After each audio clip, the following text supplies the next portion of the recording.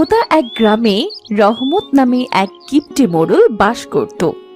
একদিন সে বাজারে যাচ্ছিল। ও কাকা, এই কাঠফাটা গরমের মধ্যে তুমি খালি পায়ে জুতা হাতে নিয়ে কোথায় যাচ্ছ গো?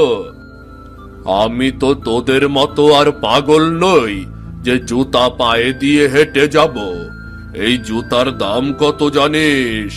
পুরো 200 টাকা দিয়ে জুতাটা কিনেছিলাম মাত্র 6 বছর আগে। দেখ, এখনো কিছুই হয়নি, জুতোটা ছিঁড়ে যাবে তাই পায়ে দেই না রে বোকা। তোমার মতো কিপটে লোক আমি আমার বাপের জন্মে দেখিনি। জুতো যদি বগলের নিচে করে হাঁটতে হয় তাহলে জুতো কেনার কি দরকার বলো তো?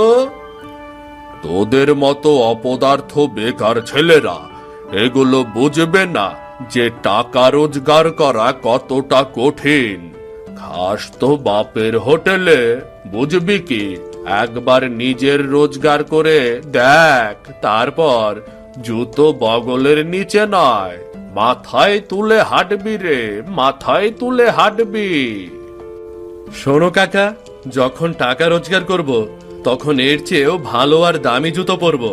আচ্ছা, জুতোর কথা না হয় বাদই দিলাম, তাহলে তুমি ছাতাটা কেন বগলের নিচে রেখেছো? ওই একই ঘটনা। রোদের তাপে যদি ছাতার কাপড়টা নষ্ট হয়ে যায়, আর তাই তো গুটিয়ে রেখেছি, মেলে ধরছি না। বিধাতা তোমাকে কি দিয়ে যে সৃষ্টি করেছে।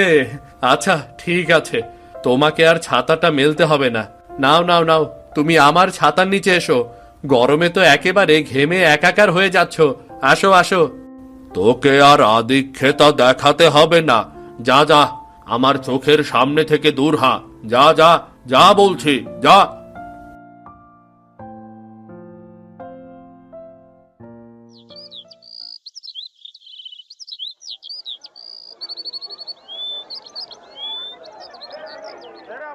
এই যে মাছওয়ালা, এই কই মাছ তো একটাও নেই, তার দাম কত তোমার মাছের?